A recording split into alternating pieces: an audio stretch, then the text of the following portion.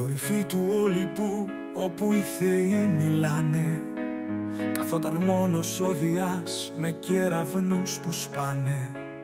Μα η ψυχή του ήτανε βαριά σαν πέτρα σε νερό, γιατί του έλειπε η αγάπη, το φως το σκοτεινό.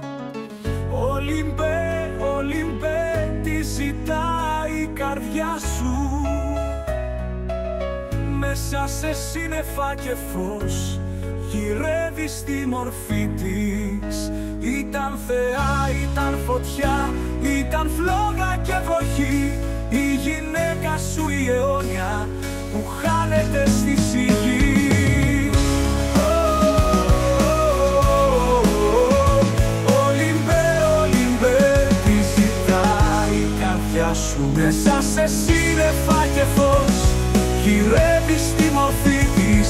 Ήταν θεά, ήταν φωτιά, ήταν φλόγα και βροχή, η γυναίκα σου η αιώνια που χάνεται στη σιγή.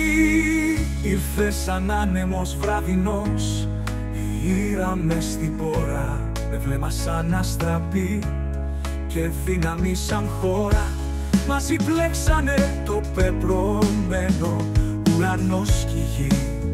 Μα οι θεοί ζηλεύανε κι ανάψαν την πληγή. Ο Ποσειδώνας θύμωσε, η Αθήνα σιωπούσε, κι η Αφροδίτη έκλαιγε καθώς η μοίρα κλειδούσε.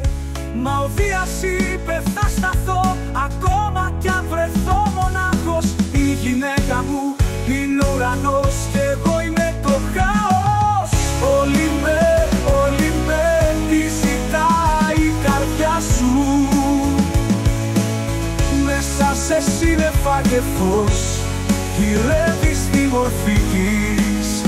Ήταν θεά, ήταν φωτιά, ήταν φλόγα και βροχή, η γυναίκα σου η αιώνια που χάνεται στη σιγή.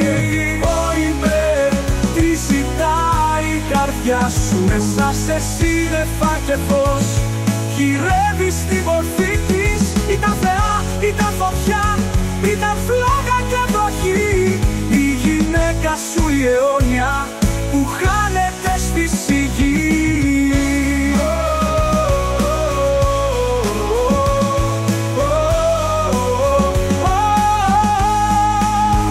Έτσι γεννήθηκε η αγάπη απ' τους μύθους και τη σκόνη, όπου θεοί και άνθρωποι ζουν σε μια αιώνια συμφωνία.